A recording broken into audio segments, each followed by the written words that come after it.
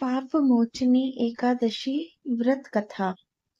पापमोचनी एकादशी व्रत कथा पढ़ने व इस दिन व्रत रखने से सभी प्रकार के पापों से मुक्ति मिलती है। पापमोचनी एकादशी की कथा भगवान कृष्ण ने अर्जुन को सुनाई थी। यह कथा मेधावी ऋषि की है जो भगवान शिव के परम भक्त थे और चैत्र रथ वन में कठोर तपस्या कर रहे थे। एक दिन गंधर्वों के राजा चित्ररथ कई अप्सराओं के साथ उस वन में आए। वह वन बहुत सुंदर था और तरह तरह के फूलों से भरा हुआ था। वहाँ कई ऋषि और संत भगवान की आराधना और साधना तप कर रहे थे। उसी समय एक अप्सरा की नजर एक तपस्वी संत पर पड़ी और वह अपनी सुंदरता से उन्हें आकर्षित करना चाहती थी। हालांकि वह संत का सम्मान करती थी और उसे डर था कि कहीं संत उसे श्राप ना दे दे। इसीलिए वह संत की कुटिया से लगभग 2 मील दूर एक स्थान पर रहने लगी और वहां से गाना गाने और वाद्य यंत्र बजाने लगी ताकि उसकी आवाज संत तक पहुंचे। जब कामदेव ने देखा तो उन्होंने उस अप्सरा की सहायता करने का विचार किया। उन्होंने अप्सरा की आंखों और बाहों को अपने धनुष और बाण के रूप में प्रयोग किया ताकि वह संत को आकर्षित कर सके। एक दिन वह अप्सरा संत की गुफा के पास गई और गाना गाने लगी। उसके कंगन और पायल की आवाज भी गूंज रही थी। संत ने अपनी आंखें खोली और समझ गए कि अप्सरा उन्हें आकर्षित करना चाहती है। अप्सरा उनके पास आई और उन्हें गले लगा लिया।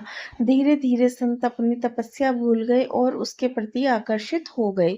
कुछ समय बाद अप्सरा ने देखा कि संत उससे बहुत अधिक जुड़ चुके हैं।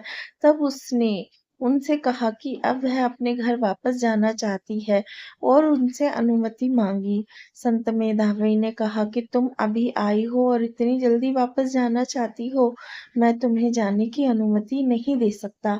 इसके बाद वह दोनों साथ रहने लगे। अप्सरा संत की शक्तियों से डरती थी, इसलिए वह उनके साथ रहने लगी। इस तरह वर्ष बीत गए और लगभग 57 वर्ष बीत गए।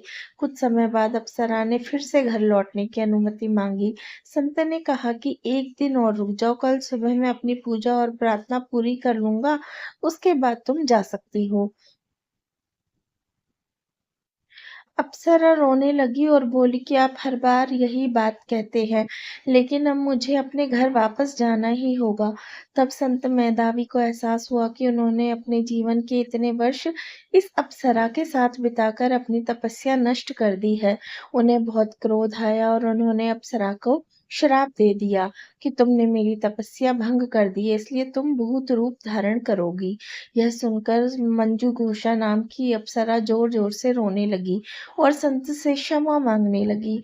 उसने कहा कि मैंने आपके साथ इतना समय बिताया है, कृपया मुझे बताइए कि मैं इस श्राप से कैसे मुक्त हो सकती हूँ।